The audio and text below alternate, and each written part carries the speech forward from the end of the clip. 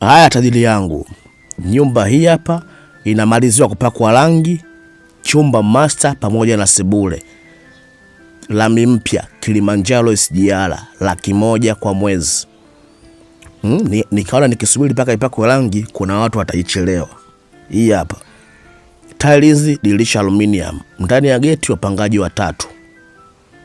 Maji muda wote. Chumba master, sebule.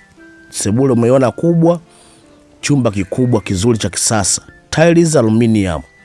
Inamaliziwa kupakwa rangi na kufungwa milango tu.